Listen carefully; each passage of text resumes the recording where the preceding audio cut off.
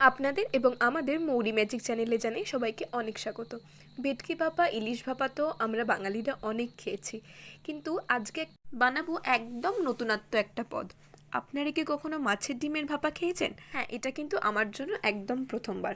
মাছের ডিমের ভাপা বানানোর জন্য আমরা এখানে মাছের ডিম নিয়ে নিয়েছি এবং তার মধ্যে লেবুর রস, স্বাদমতো নুন, লঙ্কা গুঁড়ো, হলুদ গুঁড়ো এবং কুচিয়ে রাখা পেঁয়াজ দিয়ে দিচ্ছি। তার মধ্যে অ্যাড করে দেবো আমরা কুচিয়ে রাখা লঙ্কা এবং অ্যাড করে দেবো কুচিয়ে রাখা ধনেপাতা। আমি একটু ধনেপাতাটা বেশি ভালোবাসি, তাই ধনেপাতাটা অ্যাড করলাম। এটা অপশনাল, আপনারা যদি না চান তাহলে এটা নাও দিতে পারেন। ভালো করে মাখিয়ে নিয়ে এবার আমরা দিয়ে দেবো 1 চামচ বেসন, যাতে ওটা টাইট হয় মাছের ডিমের বড়াটা।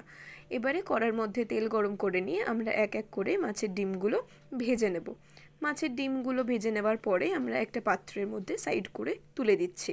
এরপরে আবার কড়ার মধ্যে অল্প তেল দিয়ে তার মধ্যে অল্প কুচনো পেঁয়াজ আমরা একটু ভেজে নেব।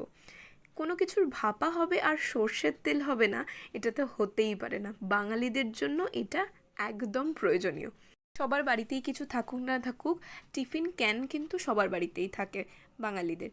তো আমরা সেই একটা টিফিন ক্যান নিয়ে নিয়েছি এবং তার মধ্যে সর্ষের তেল দিয়ে দিয়েছি কাঁচা, এবং তার ওপর দিয়ে আমরা যে মাছের ডিম ভেজে রেখেছিলাম সেটা দিয়ে দিচ্ছি, পোস্ত বাটা দিয়ে দিচ্ছি, পেঁয়াজের মধ্যে যে তেল দিয়ে ভেজে রেখেছিলাম সেটা, আর ঝাল অনুসারে লঙ্কা।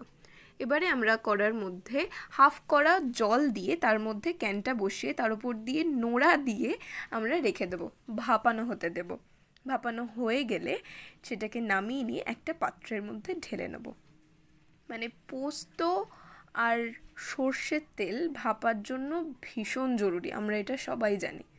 ব্যাস, রেডি আমাদের মাছের ডিম ভাপা।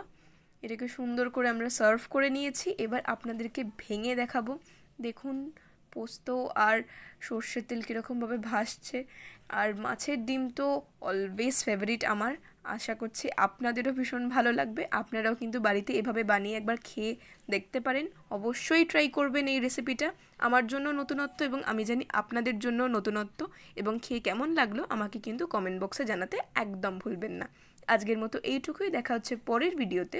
ততক্ষণের জন্য ভিডিওটাকে লাইক এবং চ্যানেলটাকে সাবস্ক্রাইব করতে কিন্তু একদম ভুলবেন না।